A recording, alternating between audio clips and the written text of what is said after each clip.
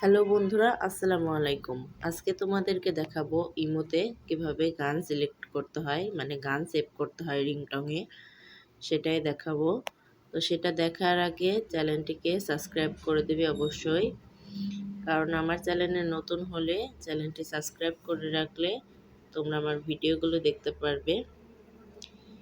তো ভিডিওটি সবাই না স্কিপ করে মনোযোগ সহকারে দেখো, তাহলেই বুঝতে পারবে। সবার প্রথমে ইমোতে ঢুকতে হবে, তারপরে উপরে প্রোফাইলে ক্লিক করতে হবে। প্রোফাইলে ক্লিক করার পর এখানে দেখবে সেটিংস নামের একটি অপশন আছে, সেটিংসে ক্লিক করবে।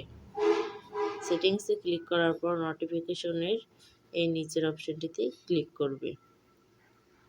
এখানে ক্লিক করার পরেই কিন্তু দেখতে পাচ্ছ, একটু নিচের দিকে আসলেই দেখতে পারবে কলার টিউন নামে একটি অপশন আছে। তো তারপরে তোমরা কলার টিউনের উপরে একটি ক্লিক করবে। তো কলার টিউনে ক্লিক করার পরে এই যে দেখতে পাচ্ছ গান কিন্তু বাজছে। এটা হচ্ছে আমার সেভ করা গান, এখানে ডিলিট করে দিলাম। এবার এখান থেকে অনেক ধরনের গান আছে, শুনতেই পাচ্ছ গান আছে এবং সুন্দর সুন্দর গজল আছে।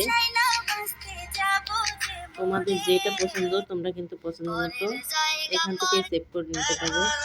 তো আমি আমার আগেরটি সেভ করে নিচ্ছি, ধরো এটা সেভ করলাম, এই রাইটে ক্লিক করলাম, এবার হচ্ছে সেভ হয়ে গেছে, কিন্তু অলরেডি অটোমেটিক সেভ হয়ে যাচ্ছে গানটি। হ্যাঁ, এটি সেভ হয়ে গেছে। এবার দেখো উপরে দেখাচ্ছে, শো করছে, মানে তোমরা যখন এখান থেকে টিপ দিয়ে এটি ডিলিট করে দিতে পারো। এটি এ পর্যন্তই ছিল। তোমাদের ভালো লেগে থাকলে তোমরা অবশ্যই লাইক করবে, আর এরকম আরো ভিডিও পেতে হলে আমার চ্যানেলটি অবশ্যই সাবস্ক্রাইব করে রাখবে। ধন্যবাদ।